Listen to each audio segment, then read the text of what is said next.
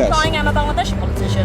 You have Because I don't no. think that's the I'm right not thing saying to you have imply. said many. Plot দুর্নীতি মামলায় tulip সিদ্দিকীর বিচার ও সাজা নিয়ে প্রতিক্রিয়া জানিয়েছে দুর্নীতি দমন কমিশন দুদক। মঙ্গলবার 2 ডিসেম্বর এই প্রতিক্রিয়া জানিয়েছে সংস্থাটি।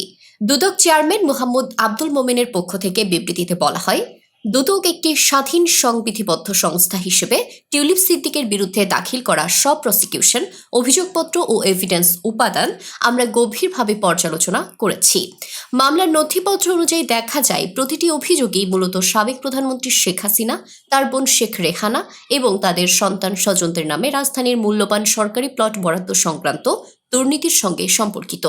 আরেকটি চলমান মামলায় দেখা যায় শেখ হাসিনার প্রধানমন্ত্রিত্বকালে টিউলিপ সিদ্দিক নিজেও একটি অতিরিক্ত প্লট বরাদ্দ পান। বিচার এড়াতে শেখ হাসিনা, শেখ রেহানা, টিউলিপ সিদ্দিক সহ তাদের ঘনিষ্ঠরা আত্মগোপনে চলে যান বলে অভিযোগপত্রে উল্লেখ রয়েছে। মামলাগুলোর মধ্যে একটি মামলার বিচারিত মধ্যে শেষ হয়েছে এবং সেখানে টিউলিপ সিদ্দিককে দোষী সাব্যস্ত করা হয়েছে। বিশেষ মামলা নং 18/2025, যা ঢাকার বিশেষ জজ আদালতে বিচারাধীন ছিল।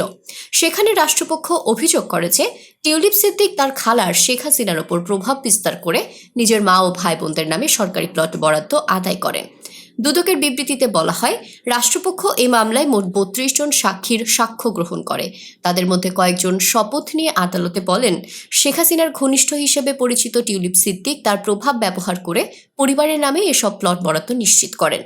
টিউলিপ সিদ্দিক তার মা ও ভাই বোনদের নামে এসব প্লট বরাদ্দের পরিস্থিতিগত প্রমাণ ও ইঙ্গিত দেয় যে অবৈধভাবে সরকারি জমি দখলের প্রক্রিয়ায় তিনি সরাসরি জড়িত ছিলেন।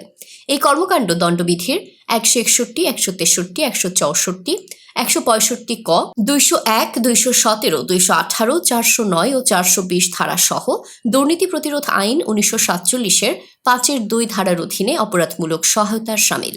এছাড়া প্রমাণে দেখা যায় টিউলিপ সিদ্দিক নিজেও একটি মূল্যবান প্লট গ্রহণ করেন, যার পুরনো নম্বর ছিল CWN A27, পরে পরিবর্তন হয়ে প্লট নং 05, block NE A, Gulshan, flat B/201, বাড়ি নং 5A ও 5B, বর্তমানে 115-11B, সড়ক নং 71, গুলশান 2, ঢাকা। বিচারিক প্রমাণ অনুযায়ী তিনি তার খালার ক্ষমতার অপব্যবহার করে এসব সম্পদ অর্জন করেন। উল্লেখযোগ্য বিষয় হলো, এসব জমি কোনো দূরবর্তী গ্রাম বা সাধারণ এলাকার নয়, বরং ঢাকার অন্যতম অভিজাত ও ব্যয়সাপেক্ষ গুলশান এলাকায় অবস্থিত। জনঘনত্ব কমানো, আবাসন সংকট নিরসনে এসব সরকারি প্লট বরাদ্দ দেওয়ার কথা থাকলেও বাস্তবে তা প্রধানমন্ত্রীর ঘনিষ্ঠদের মধ্যে বণ্টন করা হয়, যা পারিবারিক সম্পদ বৃদ্ধির পথ সুগম করে। এছাড়া টিউলিপ সিদ্দিকের সঙ্গে যুক্তরাজ্যের লন্ডনে একাধিক সম্পত্তির সম্পৃক্ততার তথ্য পাওয়া গেছে, যা অফশোর কোম্পানির মাধ্যমে ক্রয় করা হয় বলে অভিযোগ রয়েছে। এতে একটি গুরুতর প্রশ্ন ওঠে, রাষ্ট্রীয় দায়িত্বে থাকা একজন ব্যক্তি কিভাবে লন্ডন ও ঢাকার মতো বিশ্বের 2 ব্যয়বহুল শহরে একাধিক সম্পত্তি কেনার অর্থ জোগাড় করেন?